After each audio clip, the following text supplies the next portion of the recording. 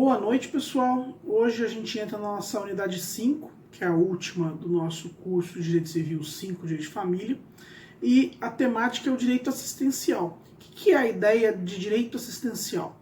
São institutos jurídicos que a lei cria para proteger as pessoas e proteger o patrimônio de determinadas pessoas.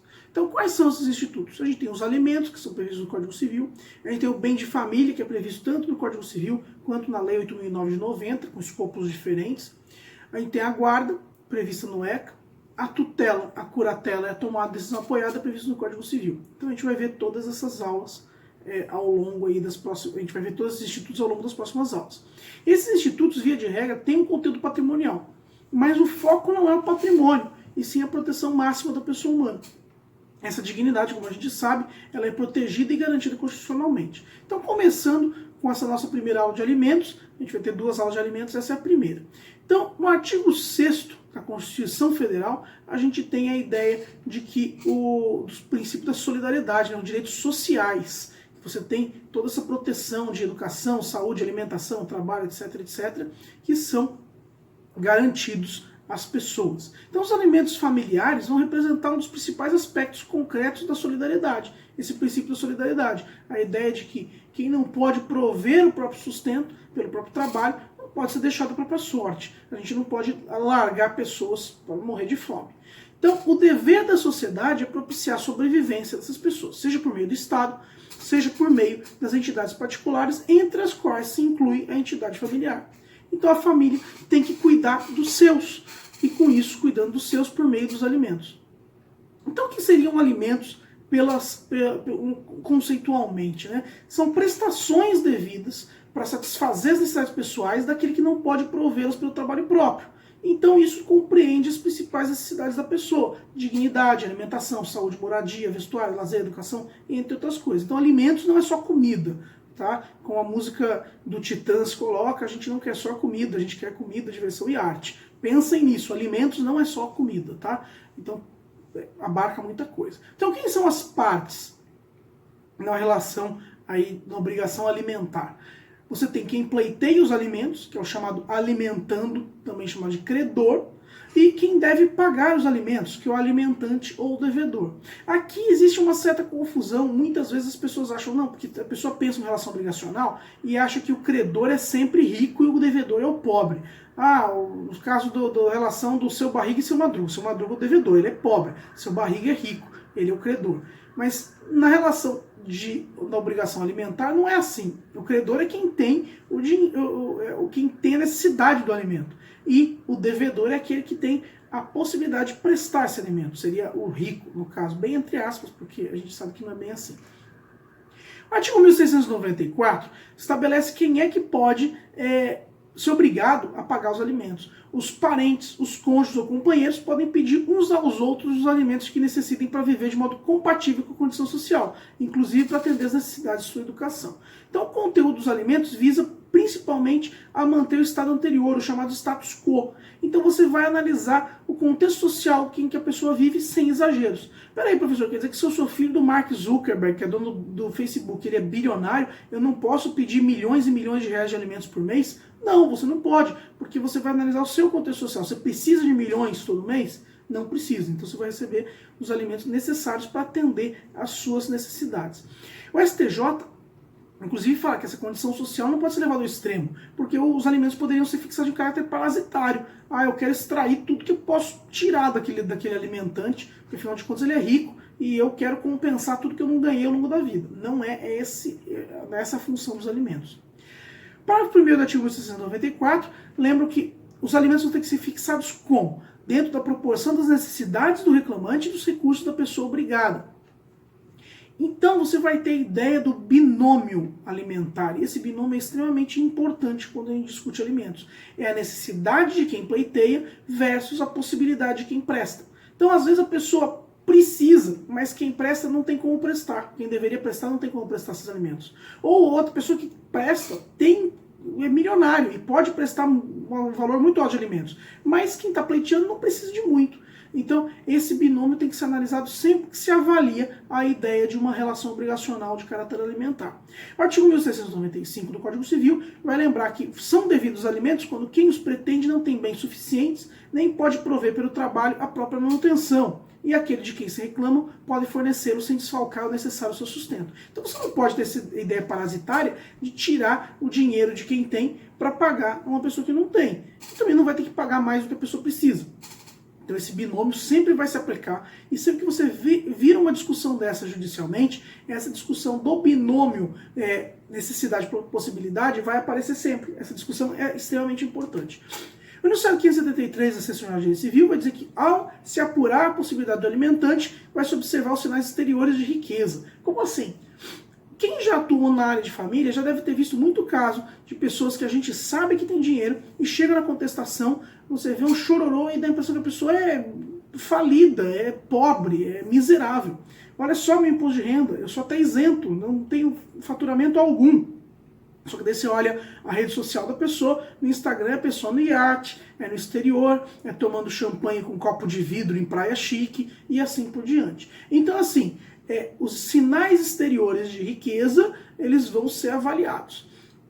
E, obviamente, o princípio da proporcionalidade tem que ser levado em conta, para não levar ao enriquecimento sem causa do alimentando. A Maria Berenice Dias, inclusive, nesse sentido, ela lembra que não deveria ser nem um binômio necessidade de possibilidade, mas sim um trinômio, incluindo também a proporcionalidade. O Paulo Lobo também defende a ideia do trinômio, mas ao invés de proporcionalidade, ele fala em razoabilidade. Mas, de qualquer forma, isso está dentro de uma proporção entre necessidade e possibilidade. Não precisaria transformar em trinômio. E qual seriam as características da obrigação alimentar e dos direitos dos alimentos? É isso que a gente vai ver até o final dessa aula. Em primeiro lugar, os alimentos são um direito personalíssimo, e é personalíssimo do credor. Então quem precisa, só essa pessoa pode receber, essa pessoa não pode transferir para mais ninguém. Isso vai ser decorrência de outras características que a gente vai ver ainda nessa aula. Então, a obrigação alimentar também não se transmite aos herdeiros do credor.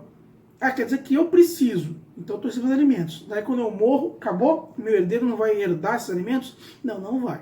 A obrigação alimentar se extingue com a morte do credor. Bem, reciprocidade. Isso está presente no artigo 1696. O direito à prestação de alimentos, como a gente já disse, é recíproco entre pais e filhos, extensivo a todos os ascendentes, recaindo na obrigação dos mais próximos em grau, uns em falta de outros. Então, quando se diz que é recíproco, quer dizer que não é só o pai que tem que prestar alimentos para o filho, mas o filho, se o pai precisar, precisa prestar alimentos para o pai. Assim por diante, não é só um marido e mulher, mulher e mulher, enfim, isso não é só um que recebe, pode ser que a situação se altere e de repente o outro que estava prestando vai ter que passar a receber do um. Pode acontecer? Pode. No enunciado 341 da 4ª Jornada de Direito Civil vai dizer que, para os fins desse artigo que a gente mencionou, a relação socioafetiva pode ser elemento gerador de obrigação alimentar. Então, se você cria um laço de socioafetividade com uma criança, você pode eventualmente ser obrigado e compelido a pagar alimentos para essa criança em caso de necessidade. Ainda sobre a reciprocidade, o artigo 1697 vai falar que na falta dos ascendentes cabe a obrigação aos descendentes, vai ser guardada a ordem de sucessão e faltando esses aos irmãos, assim germanos como unilaterais. Bem, vamos começar pelo final. Germanos e unilaterais, o que é isso? Irmão germano é o irmão chamado bilateral. Tá, professor, eu continuo não entendendo nada. Irmão bilateral é aquele que é filho do mesmo pai e da mesma mãe que você. Irmão unilateral é aquele que é filho só de um pai ou de uma mãe, não de ambos, em relação a você. Então, os irmãos, independentemente do fato de serem bilaterais ou unilaterais, são obrigados a pagar alimentos para aquele que precisa. E se não tiver ascendentes para pagar, os descendentes pagam. E isso vai ser na ordem de sucessão. Então, os mais próximos excluem os mais remotos. Então, eu sou um velho que precisa de alimentos. Ninguém está me pagando nada, não tem dinheiro, não tem nada. Então eu peço primeiro para os meus filhos. Meus filhos não têm, não existem, então eu vou atrás dos meus netos. Não tem, vou atrás dos bisnetos e assim por diante. Bem, a gente for analisar o artigo 1697, e os tios avós, sobrinhos netos e primos, que são parentes de terceiro grau. Como não existe menção expressa na lei, não existiria a obrigação alimentar. Em regra, não existe, não tem como ser compelido legalmente. Maria Berenice Dias acha que há sim obrigação alimentar, inclusive entre parentes por afinidade. Lembro no começo do ano que eu falei para vocês que a Maria Berenice Dias, ela defende inclusive a possibilidade de pagamento de alimentos à sogra ou ex-sogra? Então, Aí que está o fundamento. A lei não faz qualquer referência em diferenciar parentes biológicos de afinidade, então todos podem receber. Flávio Tartucci diz o seguinte, e é uma ponderação interessante. Se os parentes até o 4º grau são herdeiros, então eles deviam ser também potenciais alimentantes. Se você tem o bônus, você também tem o ônus. Então se o meu primo está passando fome, e ele só tem como parente eu, e eu vou receber toda a herança dele, pode não ser grande coisa, já que ele está precisando de alimentos. Então eu seria obrigado a prestar alimentos para ele. Bem, e com relação a padrastos e madrastas? A jurisprudência e a doutrina debatem e a gente ainda não tem nenhum tipo de posicionamento consolidado a respeito do assunto. Mas, de qualquer forma, a gente ainda tem alguns precedentes em alguns lugares que obrigou um sujeito a pagar alimentos para o sobrinho. E teve uma grande revolta em parte da doutrina civilista, dizendo que eu não sou obrigado a saber quantos filhos e atrás do meu irmão saiu fazendo por aí. Então, quer dizer que meu irmão sai fazendo filho por aí, é miserável, quem vai pagar pelo sobrinho sou eu. Aí que tá, a lei não diz que é você que vai pagar, mas pelo princípio da solidariedade, você poderia ser compelido a pagar. Existem precedentes nesse sentido. Então é uma situação bastante complexa e polêmica que eu remeto vocês até à produção de um TCC. Pode ter um bom fundamento aí para vocês. O artigo 1607 vai tratar da irrenunciabilidade do direito alimentar. O credor pode até não exercer, mas ele não pode renunciar ao direito a alimentos. Como assim, professor? Ele não pode apresentar um instrumento público ou particular falando renuncie aos alimentos de fulano. Isso ele não pode fazer. Mas ele pode não exercer, ele pode simplesmente não cobrar. Ah, a pessoa tem que me pagar alimentos? Tem. Mas eu não quero receber dessa pessoa, eu acho que tudo que ela toca é amaldiçoado. Pode? Pode. Então entende-se que qualquer cláusula de renúncia, numa ação, em um divórcio, por exemplo, um acordo de divórcio, é nula. E o juiz pode declarar isso de ofício. A jurisprudência e a doutrina entendiam pela possibilidade de renúncia dos alimentos quando da separação judicial, divórcio ou dissolução do união estável. Então, assim, existem algumas críticas no artigo 1707 por parte da doutrina. Mas, de qualquer forma, a lei estabelece, com fulcro aí na própria Constituição Federal, não há como você renunciar ao direito a alimentos, embora você possa não exercer. No artigo 263 da terceira jornada, vai dizer que esse artigo não impede que seja reconhecida como válida e eficaz a renúncia manifestada por ocasião do divórcio. A irrenunciabilidade do direito ao alimento somente é admitida enquanto subsistir vínculo de direito de família. Então, para boa parte da doutrina, se há um divórcio, você não tem mais vínculo nenhum com a pessoa com quem você divorciou. E não havendo mais vínculo, pode haver essa renúncia a alimentos. Posicionamento de boa parte da doutrina. A súmula 336 do STJ estabelece numa redação que é meio antiquada, né? Porque a mulher que renunciou aos alimentos na separação judicial tem direito à pensão previdenciária por morte do ex-marido, comprovada necessidade econômica superveniente. Então surge uma necessidade depois, mas na separação judicial, que mantém o vínculo, então ela poderia pedir essa pensão previdenciária. Não tem muito diálogo com a nossa matéria aqui, porque a gente não trata de pensão previdenciária, e sim de alimentos, mas fala dessa questão da renúncia. Então daria para aplicar até por analogia. Ao mesmo tempo, você vai ter muitos julgados concluindo pela irrenunciabilidade, justamente com o fundamento da dignidade humana previsto no artigo 11 do Código Civil. A doutrina contrária entende que pleitear alimentos depois de renunciar também configuraria venire contra factum próprio, o que é um posicionamento complicado, porque você está renunciando, mas você não poderia renunciar por ser um direito personalíssimo. Então fica essa polêmica. A obrigação também é divisível ou solidária. A obrigação alimentar vai ser divisível dos parentes do necessitado encarregados de prestar esses alimentos. Então, se eu posso pedir dos meus 4 avós, eu peço dos 4 avós e eles vão dividir entre si. Se houver pluralidade de devedor, cada um vai responder por uma parcela da dívida na medida da sua necessidade econômica. Agora, se o alimentando for idoso, a obrigação passa a ser solidária. Olha que coisa curiosa. Então, pela Lei 10.741 de 2003, o artigo 12 diz que a obrigação alimentar é solidária. O idoso pode optar entre os prestadores. Ou seja, ele tem 5 filhos. Ele vai no mais rico, pede alimentos do mais rico, e esse mais rico depois se vire com os outros filhos, os outros irmãos no caso, né? Essa falta de proteção para os outros alimentandos, que também são vulneráveis, tanto que eles estão pedindo alimentos, não se justifica, mas a gente não tem base legal para exigir uma solidariedade nesses outros casos fora do alimentando idoso, porque como vocês devem se lembrar, e se vocês não lembram, vocês precisam decorar isso, né? A solidariedade não se presume, decorre da lei ou da vontade entre as partes. Então a lei não prevê solidariedade, não se pode prever que exista uma solidariedade.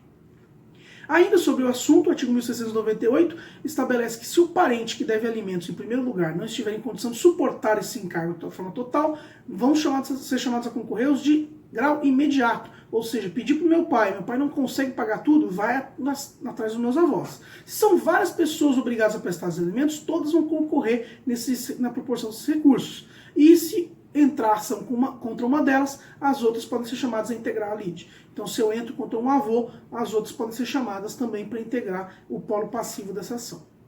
O enunciado 342 da 4ª Jornada de Direito Civil vai dizer, inclusive, que, observadas as condições pessoais e sociais, os avós só serão obrigados a prestar alimentos aos netos em caráter exclusivo, sucessivo, complementar e não solidário, quando os pais estiverem em possibilidade de fazê-lo. E, nesse caso, você vai aferir as necessidades dos alimentandos. A obrigação alimentar também é imprescritível, embora haja uma previsão de prescrição que você precisa saber interpretar para entender. O que diz o artigo 206, parágrafo 2º? Prescreve em 2 anos a prestação para haver prestações alimentares, a partir da data em que se vencerem. Então, você pode pedir os alimentos, só que as prestações alimentares vão prescrever em 2 anos do não exercício. Então, a pretensão a alimentos é imprescritível. Eu sempre vou poder pedir alimentos dos meus pais, independentemente da minha idade. Mas a pretensão para cobrança dos alimentos que já foram fixados em sentença prescreve em 2 anos. Então, como é que funciona? Digamos que 5 anos atrás, tinha aí meus 30 anos, 31 anos, eu peço alimentos dos meus pais. E daí tem uma sentença, eles têm que me pagar alimentos. Eu vou lá e não cobro, eu não executo essa sentença. E passa 1 ano, passa 2 anos, passa 3 anos, passa 4 anos. Um belo dia eu resolvo cobrar, hoje eu resolvo cobrar. Eu posso pedir os últimos 5 anos? Não, eu posso pedir só os últimos 2 anos. Porque existe uma prescrição da prestação alimentar, mas não uma prescrição da pretensão alimentar. Certo? É a chamada prescrição parcial ou parcelar, vai atingir as dívidas à medida que transposto o prazo. Essa que é a lógica. Se alguém tem uma dúvida aí sobre como funciona, perguntem no Google Classroom que a gente esclarece. A obrigação também, com relação a ser imprescritível, é bom lembrar que se o alimentando for absolutamente incapaz, a prescrição não corre contra ele. Então quer dizer que se foi fixada alimentos para uma pessoa e ela tem 2 anos de idade, se ela não exerce até os 18, ela pode cobrar os 18 tudo? Ela pode cobrar os 18 tudo. E com relação ao pai, também tem uma outra lógica aí no artigo 197, inciso 2º. Não corre prescrição entre ascendentes e descendentes durante o poder familiar.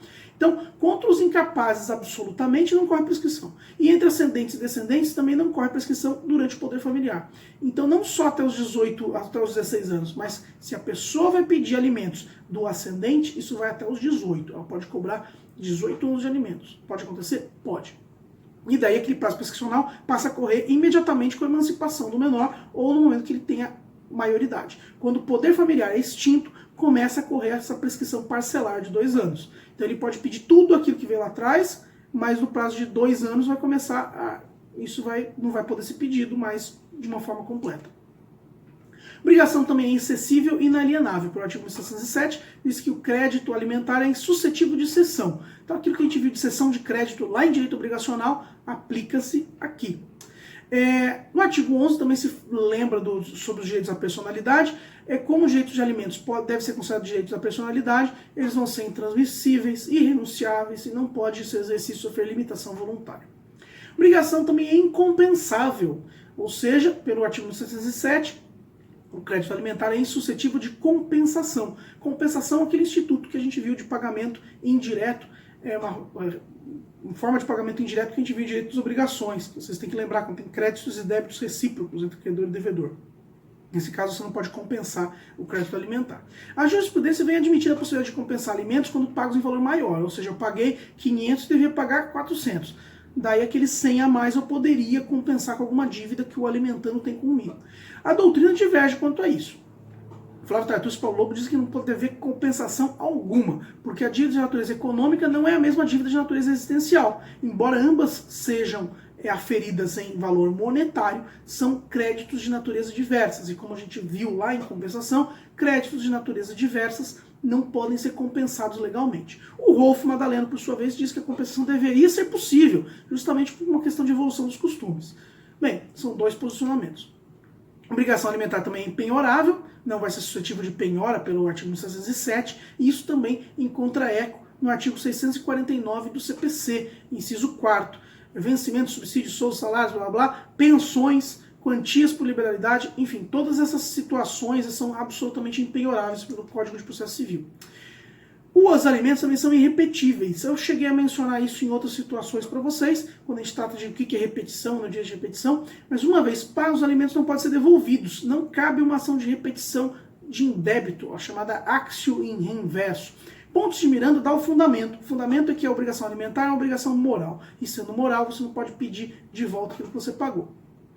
Não existe nenhum dispositivo legal para prever repetibilidade. É interessante isso, gente, porque é uma construção doutrinária, é jurisprudencial, isso é totalmente pacífico, não tem uma viva alma, ou uma alma morta, sei lá, que diga que os alimentos podem ser devolvidos e porque não há base legal para isso. Silvio Rodrigues lembra, porém, que se os alimentos continuam a ser pagos mediante fraude, então as pensões deixam de ter caráter alimentar e daí sujeito a sua repetição. Então você teria um fundamento para, nesse caso, ou seja, a pessoa foi enganada e tal, e daí com isso ela poderia ter a repetição nesse caso. A obrigação também vai ser intransacionável e não sujeita à arbitragem. Isso daí tem fundamento no artigo 841 e 852 do Código Civil. Você não pode colocar numa transação, não pode colocar numa arbitragem, porque a obrigação alimentar é especial. E como se funda na dignidade humana, não é direito patrimonial. E só direitos patrimoniais podem ser sujeitos à transação. A transação vai ser admitida quanto ao valor dos alimentos, porém, ou seja, não, tem que pagar? Tem, mas que tal ao invés de 500 e 400? Isso pode? Isso pode.